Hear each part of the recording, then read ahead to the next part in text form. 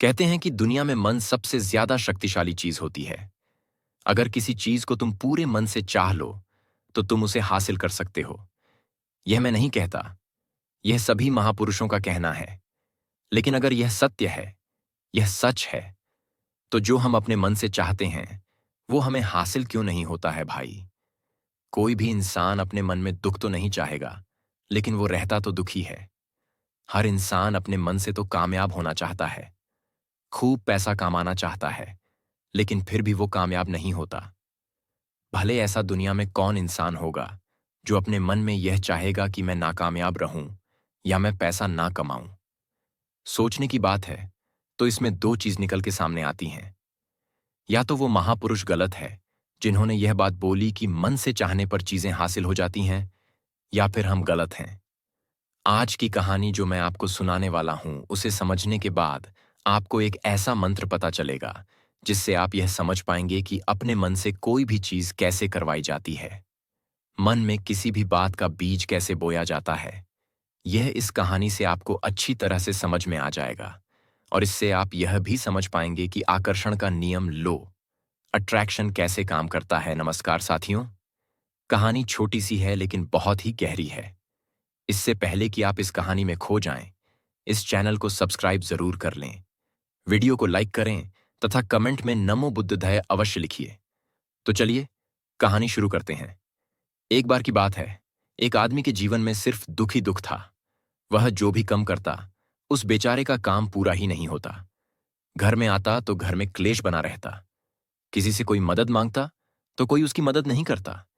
ऐसा लगता था कि चारों ओर से दुखों का पहाड़ उसी पर टूट पड़ा है। उसे समझ नहीं आ रहा था कि मैं दुखों से पार कैसे छुटकारा पाऊं। वह दिन रात यही सोचता रहता कि अपने दुखों से छुटकारा कैसे पाना है। इसी कारण से वह रात में सो भी नहीं पाता था। उसकी आंखों के नीचे बड़े बड़े काले घेरे बन गए, जो जिस बात का प्रतीत की वो आदमी कितना दुखी है और कितना चिंतित है। कभी कभी तो उसके मन में आत्महत्या करने की भी ख्याल आते, लेकिन अपने परिवार की चिंता करके वो ये कदम नहीं उठा। पता था वो इतना दुखी हो गया कि उसने निर्णय किया कि वो इन दुखों से छुटकारा पाकर रहेगा। इसके लिए चाहे उसे कितनी भी मेहनत करने पड़े, कुछ भी करना पड़े, चाहे अंगारों पर चलना पड़े, लेकिन इन दुखों से छुटकारा हासिल करके रहेगा। ऐसे ही एक दिन उसने अपने मित्र से पूछा कि मैं अपने जीवन को कैसे सुधारूं। उसके मित्र ने उसे बताया कि तुम किसी बाबा के पास जाओ। बाबाओं के पास ऐसा मंत्र होता है जिससे सारे दुख मिट जाते हैं, जीवन खुशियों से भर जाता है और धन संपदा भी हासिल हो जाती है। तुम किसी ऐसे बाबा को ढूंढ लो, बस तुम्हारा काम बन जाएगा। उस आदमी के मन में यह बात पूरी तरह से पक्की बैठ गई कि कोई हवा ही मेरा दुख दूर कर सकता है। और इसीलिए उसे जब भी बाबा के बारे में पता चलता तो वह उस बाबा के पास पहुंच जाता। उस बाबा को अपनी समस्या बताता और उससे उसका समाधान पूछता और कहता कि बाबा, मैं कुछ भी करने के लिए तैयार हूं, लेकिन मेरे इन समस्याओं से मुझे छुटकारा दिला दीजिए। आप जो कहेंगे मैं वो करूंगा, लेकिन मेरे जीवन को सुधार दीजिए। बाबा उसे कुछ टोने टोटके बता देते हैं करने के लिए, और बदले में दान दक्षिणा ले लेते। कहते कि ये टोना टोटका करने के बाद तुम्हारे घर में सुख शांति बनी रहेगी। बस इस टोटके को पूरी विधि के साथ करना। वो आदमी घर लौटकर पूरी विधि के साथ टोने टोटके करने लगा, लेकिन बहुत टोने टोटके करने के बाद भी उसके जीवन में कुछ बदलाव नहीं आया। इसकी विपरीत उसका जीवन और ज्यादा दुखी हो गया। जो भी बाबा उसे टोना टोटका देता था वह बदले में उसे दान दक्षिणा लेता था, जिससे उसका धन भी धीरे धीरे खत्म हो रहा था। इससे उसके जीवन में दुख और ज्यादा बढ़ गए। तब उसे लगा कि बाबाओं के पास जाने से तो मेरे जीवन में दुख कम होने की बजाय बढ़ते ही जा रहे हैं। तो मुझे क्या करना चाहिए? बाबाओं के पास जाऊं या ना जाऊं? फिर एक दिन एक आदमी ने उसे बताया कि तुम अपने घर में किसी पंडित को बुलाकर हवन करवा लो। हवन होगा, घर शुद्ध हो जाएगा, कोई भी बुरी ऊर्जा होगी घर में तो वो घर से बाहर चली जाएगी। किसी पंडित को बुलाकर पूरे विधि विधानों से मंत्र उच्चारण करो और हवन करो, जिससे घर में सुख शांति आए। उस आदमी के मन में यह बात बैठ गई और उसने एक पंडित को अपने घर पर बुलाकर हवन करवा दिया। हवन अच्छी तरह से संपन्न हुआ। बदले में पंडित ने भी अच्छी दान दक्षिण ली और उसके बाद वहां से विदा हो गया। लेकिन कुछ दिनों के बाद उसे आदमी को महसूस हुआ कि उसके जीवन में अब कोई बदलाव नहीं आया है। अब वो आदमी पूरी तरह से दुखी हो गया और ज्यादा परेशान हो गया। अब तो उसे लगने लगा था कि मेरे जीवन में से दुख कभी खत्म ही नहीं होंगे, और यही सोच सोच कर उसे आदमी का बुरा हाल हो गया था। फिर एक दिन उसे अपने मित्र से किसी बाबा के बारे में पता चला, जो समाधान बताने के लिए कोई दान दक्षिणा नहीं लेता था। उसे आदमी को लगा कि ये बाबा दूसरे बाबाओं की तरह नहीं हो सकता, क्योंकि यह दान दक्षिणा तो लेता ही नहीं, और अगर दान दक्षिणा नहीं लेता तो यह सच में कोई सिद्ध बाबा होगा। और यही सोचकर उसे बाबा के पास पहुंच जाता है। जब वो आदमी वहां पर पहुंचता है तो वो बाबा ध्यान में बैठे हुए हैं। यह देखकर वो आदमी वहीं पर चुपचाप बैठकर ध्यान से बाहर आने का उनका इंतजार करने लगा।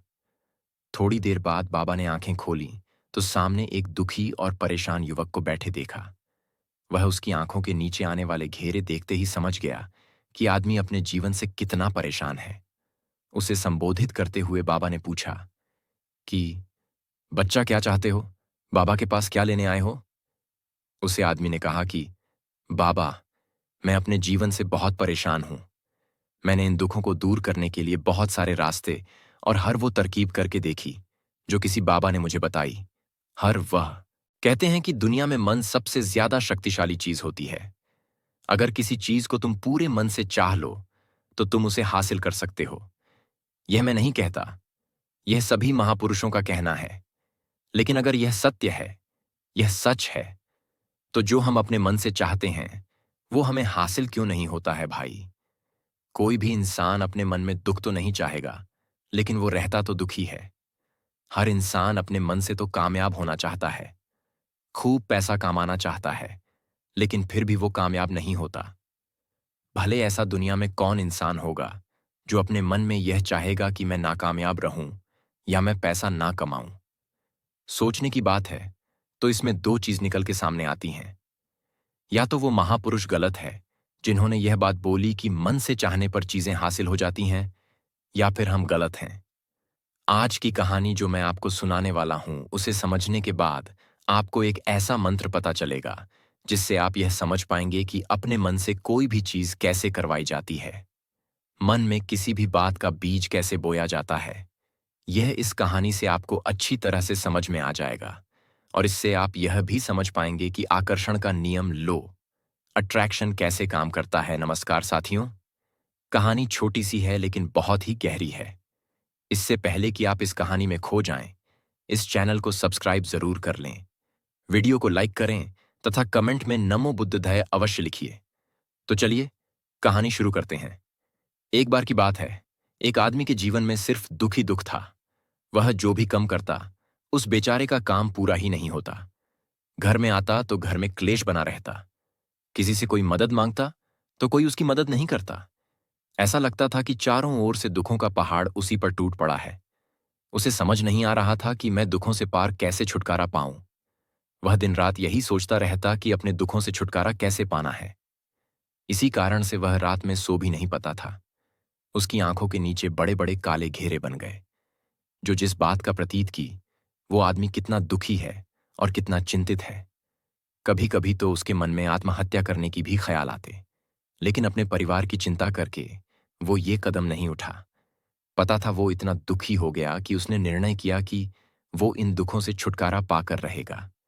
इसके लिए चाहे उसे कितनी भी मेहनत करने पड़े, कुछ भी करना पड़े, चाहे अंगारों पर चलना पड़े, लेकिन इन दुखों से छुटकारा हासिल करके रहेगा। ऐसे ही एक दिन उसने अपने मित्र से पूछा कि मैं अपने जीवन को कैसे सुधारूं। उसके मित्र ने उसे बताया कि तुम किसी बाबा के पास जाओ। बाबाओं के पास ऐसा मंत्र होता है जिससे सारे दुख मिट जाते हैं, जीवन खुशियों से भर जाता है और धन संपदा भी हासिल हो जाती है। तुम किसी ऐसे बाबा को ढूंढ लो, बस तुम्हारा काम बन जाएगा।